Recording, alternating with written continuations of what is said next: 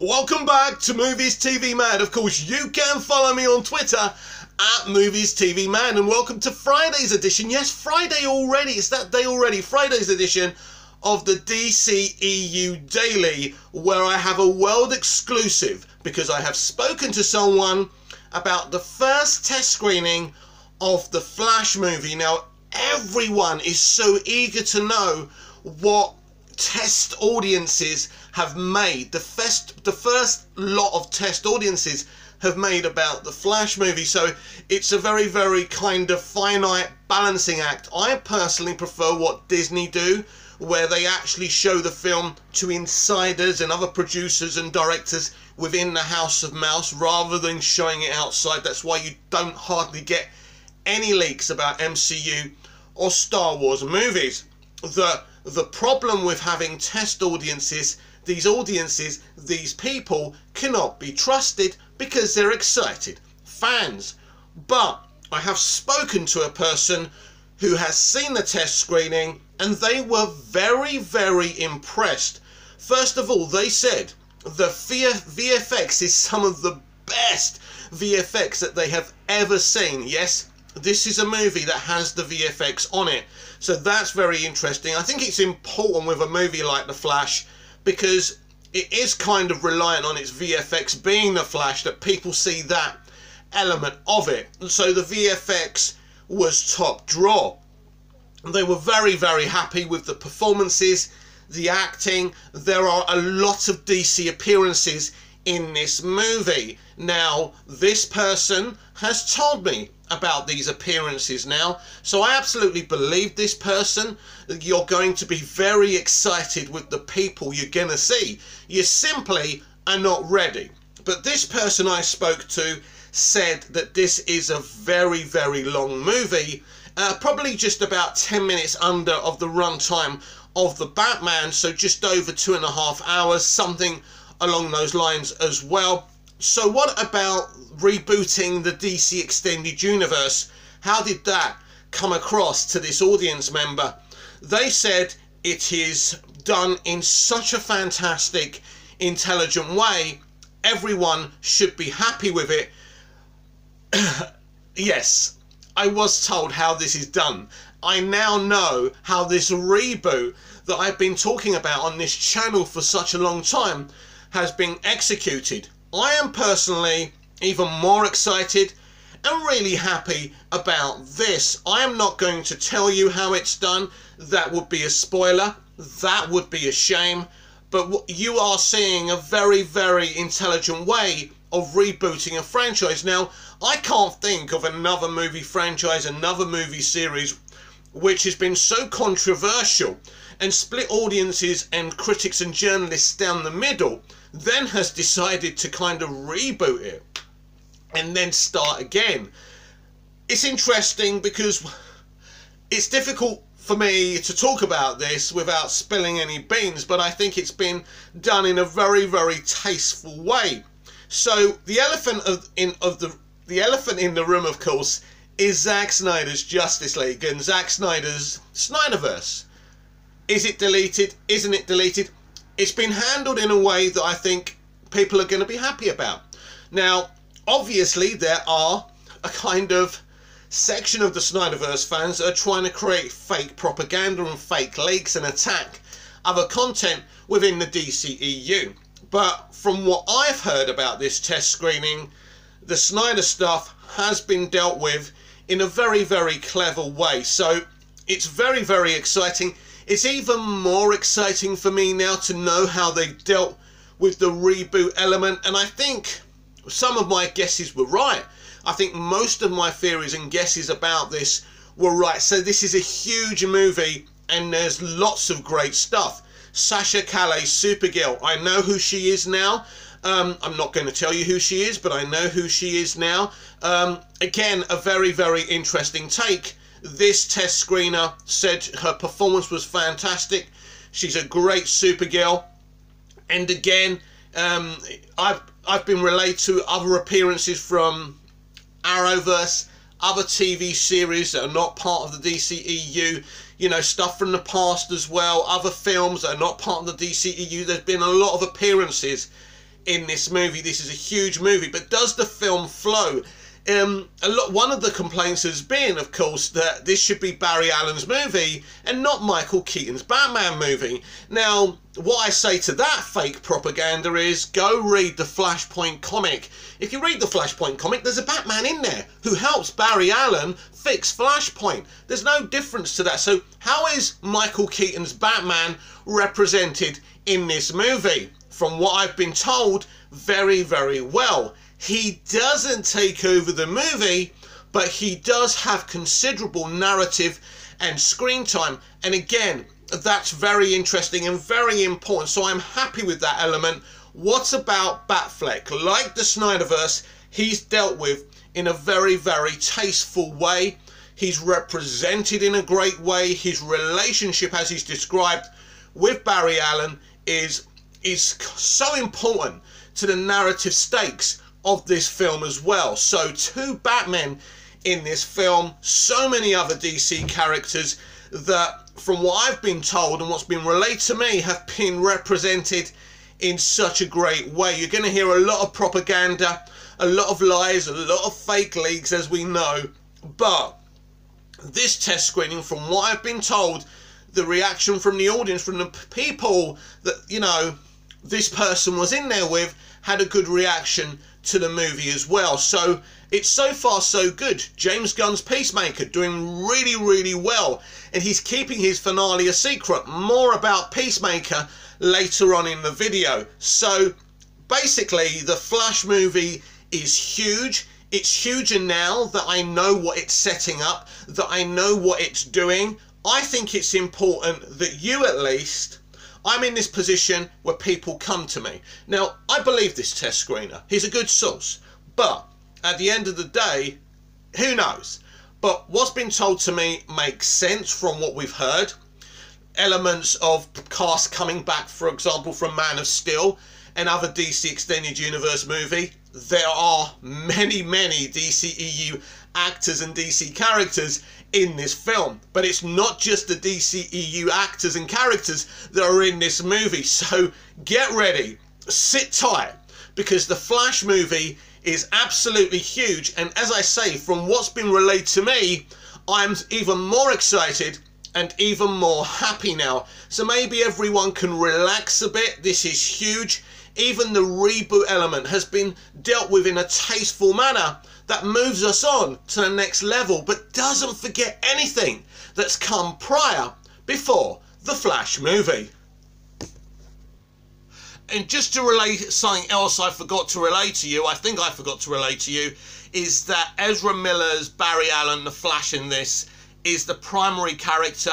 He is the focus, and he's, from what I've been told again and what's been relayed to me again, it's a great, you know, adaptation and kind of interpretation, reinterpretation of this character. So you'll be very, very excited and happy about that again. Barry Allen is the star of this film, and quite right too. And it looks like Andy Muschietti has got a great movie on his hands. So congratulations to him. Congratulations to DJ, the special effects supervisor, who's worked with Zack Snyder before, apparently doing a great job on the VFX as well. So we are going to talk and talk and talk about this film. It's coming in November, but don't forget, the Batman is coming sooner. It just gets better and better if you're a DCEU fan and you want positive things from this franchise that's had so many issues and so many problems since its inception. Now, James Gunn's The Suicide Squad may have not done very well in movie theatres, but I tell you what, it did do very well on HBO Max. It was huge on HBO Max, the #1 streaming movie of 2021 on HBO Max. So it's been very huge. Warner Brothers and Walter Hamada and Ann Sarnoff and everyone over there are so happy with James Gunn. And, you know, credit to Walter Hamada. You know, when Disney stupidly, temporarily sacked James Gunn, it was a big issue of trust for James, because he trusted them. And over something that happened 8 years ago, a mistake, a stupid joke, a tasteless joke, yes, but you don't sack someone over it. And he had them over a barrel. He, you know, the cast and everyone who worked on that film were not going to do that film without James. They had to bring him back. after Guardians 3, he is done. But he did confirm to Deadline that not only is there a great chance of Suicide Squad Season 2, which has come, you know, the reactions to it from critics and the audience have been top notch, and from what I'm hearing of it, it sounds sensational. Can't wait to be able to see it where I am. So not only that, there is a spin-off in development apparently for another, the Suicide Squad HBO Max streaming series. So Peacemaker Season 2 and something else. Rumours are it's an outer-worldly situation with Peter Capaldi's character from the Suicide Squad, and how cool would that be? Anyway, a Deadline are all over this, so let's give this a look. James Gunn eyeing second Suicide Squad spin-off series for HBO Max. Says Peacemaker has really good chance for Season 2. Now, of course, James is making Guardians 3. He has spoken about a well-deserved break, so I don't know how long we're going to have to wait. But if this guy did Peacemaker during lockdown, he could probably do it in between Guardians. This guy is capable of a lot, but I don't want him to be overworked. I can wait for it. We can all wait for it. The man's a genius, but it's very exciting, and well done to Walter Hamada for getting in there. He got in there. That's great leadership. This is something, you know, that people like Ray Fisher and his band and army don't want to talk about. Walter Hamada has been a great leader. And it's not, you don't judge him on Birds of Prey and Wonder Woman 84 films that he tried his best to give, you know, creative freedom to, and it didn't end up well, and it wasn't his fault. It's the plans he's making now. Peacemaker is a great start to 2022. The Batman that I've actually seen is one of the best movies I've ever seen. Full stop. Period. So far, so good. Anyway, exclusive. There's another Suicide Squad spin-off series in the works. James Gunn recently told us on the upcoming episode of Deadline's Hero Nation. We're working on something else now. Another TV show that's connected to that universe. Gunn told us. I can't quite say. Very exciting. In addition, Gunn says about a second season of Peacemaker, which recently dropped episode 5 today, there's a really good chance of that. We're the biggest show in the world right now. Gunn continues speaking from the set of Guardians of the Galaxy 3 in Atlanta. According to sources, Gunn has approached HBO Max with the idea for another series built around one of the characters in the Suicide Squad. We hear the project is in the embryonic stages with nothing written or greenlit, but HBO Max is said to be high on it based on Gunn's enthusiasm for the idea. HBO Max, when contacted by Deadline, had no comment on either a second Suicide Squad spin-off nor a second season of Peacemaker. That's unsurprising, by the way. They're not going to spread their business around before they're ready. However, as we all know, that can change. When prodded as to whether the next Suicide Squad series on HBO Max would involve Doctor Who alum, the Suicide Squad star Peter Capaldi, who played Finker in the recent movie, Gunn laughed, saying, I can't say anything. It is connected to this universe, and I don't think it will be the same genre as Peacemaker, which is actually exciting. It won't be as much a comedy as Peacemaker. That's exciting as well. I like his comedy element, but it's great to see James out of his comfort zone as well. But it will be in the same universe, yet in the same universe, in the DCEU, his Suicide Squad. The Suicide Squad movie is like a pilot episode of everything he's going to do in the DCEU, which is great because we can go back to that film. It's a great movie, no question about that. And I said after the Suicide Squad and what it did in movie theatres, or what it didn't do in movie theatres, but how popular it was on HBO Max, I said, his future with the DCEU is on streaming in terms of Suicide Squad, because WB and he himself know that it's just not a popular enough IP for cinema, but for HBO Max and streaming, it's huge. In regards to Season 2 of the Cena HBO Max series, Gunn said, the show is doing extraordinarily well, and we're excited. We all like doing it. We just need to cross some T's and dot some I's. Yeah, basically saying we just need to cross some T's and dot some I's, which is basically me. So basically, the other spin-off is happening. That's what he's saying. And, you know, the second season of Peacemaker is happening. James Gunn is on board, and he's also working very closely with Walter Hamada as an advisor. This is a good thing. Does Gunn have any regrets like Patty Jenkins did with Wonder Woman 1984 about Suicide Squad going day and date in theatres and on HBO Max last summer? The critically acclaimed and audience favourite movie wound up making 55.8 million domestic and 167.4 million. Wonder Woman at the box office versus the pre-pandemic haul of the 2016 instalment, which did 325.1 million stateside and 746 million, 0.8 million. So is that, yeah, that was the first film, wasn't it, they're talking about?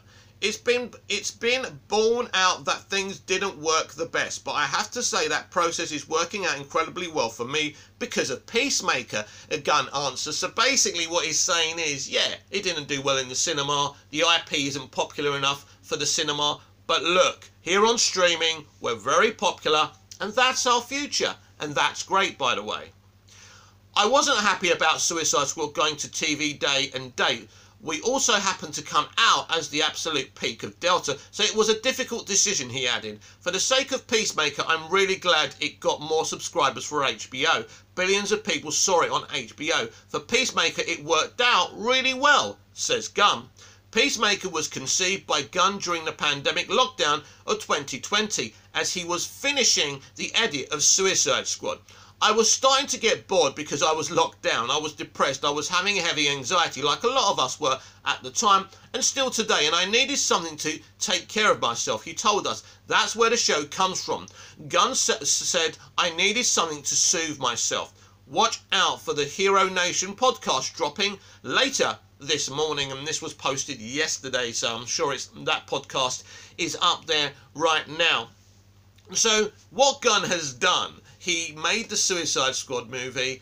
You know, it didn't work out cinematically, but it certainly worked out for WB. But what this says as well, last year wasn't the hugest blockbuster haul for WB, but they proved the propaganda, the fake propaganda merchants wrong again. Apart from the Snyder situation, you know, they gave Lana Wazowski, you know, The Matrix 4, an absolute bomb for WB, but they gave her creative freedom. They do not regret that decision. There's no ramblings on Twitter or on the press. They gave Gunn total creative freedom. It didn't make the money it needed to make in cinemas, but on HBO Max, as I've already said, it's done well. And it served its purpose because it set up an audience on HBO for Peacemaker. So this is great for the DCEU.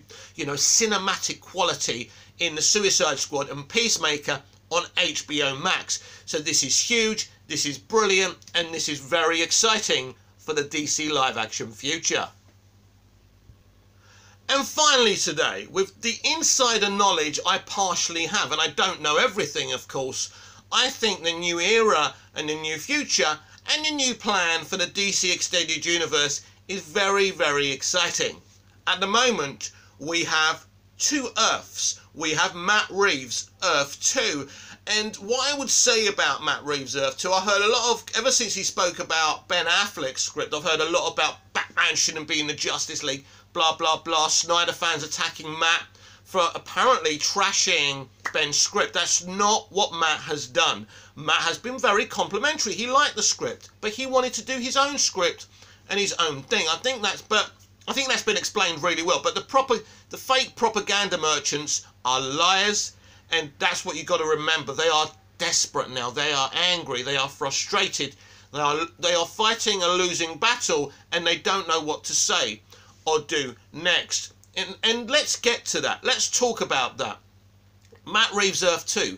Is it just about the Batman universe? Can you imagine one whole Earth that's just about Batman? Do you think that's what he's doing? No. He's going to get Batman's house in order as he sees it. He's going to do his trilogy. He's going to have spin-off shows. But ultimately, he will set up other DC characters in this movie. So, in this Earth. So, you know, those things are going to happen. And I'm sure he will set up his own kind of meta Justice League, if you want, which is also very exciting. But this is going to take a long time. He started off with Batman because he's a Batman man, and he was tasked by WB to make his own Batman movie. So, unlike the DCEU, where we started with Superman, this is about Batman first, and then the rest following. So that's very, very exciting. So Matt will do whatever Matt's going to do. But this isn't about Matt Reeves versus Ben Affleck. DC is one company. WB is one company. And finally, we have got a bunch of creators and people running the studio who absolutely understand how huge DC and its characters are. This has been the DCEU Daily. I'm Mick, your host with the most. Just ask your girlfriends and your wives. Like, share, subscribe, all those stuff. Comment, hit the notification bell so you never miss this perfection. And I'll see you again tomorrow with even more DCEU Daily. Until then, goodbye, au revoir, auf Wiedersehen.